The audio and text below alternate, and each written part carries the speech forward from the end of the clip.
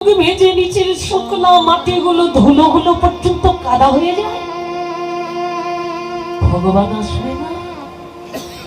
এত যদি কোনো ভক্ত দেয়, ভগবান কি আর দূরে থাকে? বলি সেও ভগবানকে পেয়েছে শুধু চোখের জলে। আরেকজন ভক্ত কানতেন, তার নাম ছিল রামদাস বাবা, যিনি একটা কথা বলে চিৎকার করে বারবার কানতেন, আমার গৌর পাওয়া হলো না রে, আমার নিতাই পাওয়া হলো না রে, এই জন্ম আমার বৃথা হয়ে গেল, আমার গৌর নিতাই পাওয়া হলো না।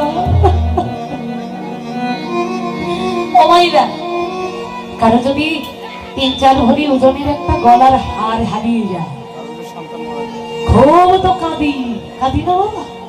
এত বড় একটা সম্পদ হারিয়ে গেল, হায় হায় আমার কি সর্বনাশ হলো গো, আমার কি হয়ে গেল। বাবাদি, যদি শখের একটা কোনো মূল্যবান বস্তু হারিয়ে যায়, এই যেমন ধরুন বাবাদের একটা শখের জিনিস হলো বাইক, তাই না? যদি হারিয়ে যায় কারো, সেই বাবাও দেখবেন হায় হায় আমার কি হয়ে গেল।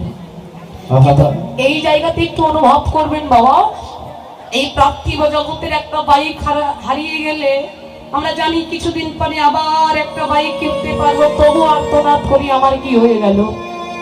কিন্তু কখনো কি ভেবেছি ওই বাইক, ওই 4 ভরি ওজনের সোনার হারের থেকেও বড় মূল্যবান এক সম্পদ আমি হারিয়েছি, যেটা আমার সপ্তম দিবসে আমি মায়ের গর্ভকুটিরে পেয়েছিলাম, সেটা আমি হারিয়ে আবার জগতে এসেছি খুঁজতে। চেষ্টা করেছি, সেটা আমার পাওয়া হলো না, আমি হারিয়েছি সেই সম্পদ। আমার গৌর পাওয়া হলো না, আমার হৃদয় হারিয়েছি আমার গৌর।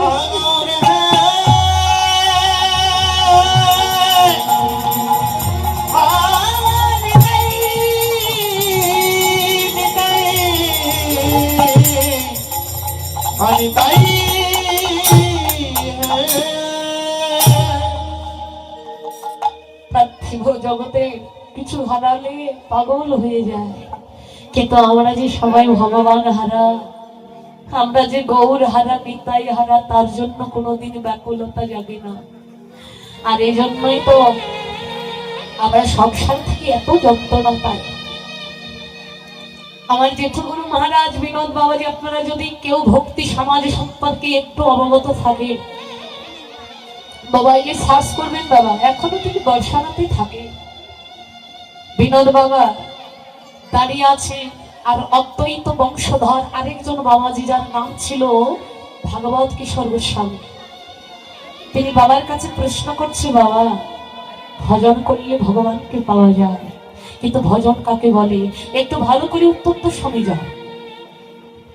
বাবাজি এক পাহাড় সম দুঃখ হৃদয় নিয়ে, ভারাক্রান্ত হৃদয় নিয়ে বলেছিলেন, অনুরাগে গদগদ হয়ে বাবা শোনো, আমরা মনুষ্য জাতি সবাই একদিন পৃথিবীর মুখে এসেছি। বাবা কথাটা খুব মার্মিক, একটু মন দিয়ে নেবেন, এটা আমার মতো চন্দনার কথা নয়।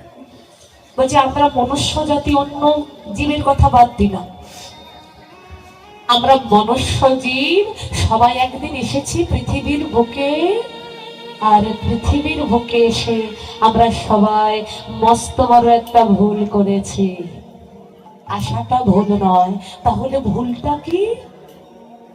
বললে ওগো, যারা আমার কোনোদিনের কেউ আপন ছিলই না, এই অনিত্য এই মনুষ্য জীবনে আমি ওই অনিত্য পরিচয় পেয়ে, হ্যাঁ, যারা কোনো কালের কোনো আপন আমার ছিল না, আমি তাদেরকেই চিরকালের চির আপন বলে আঁকড়ে ধরেছি। কিন্তু গো,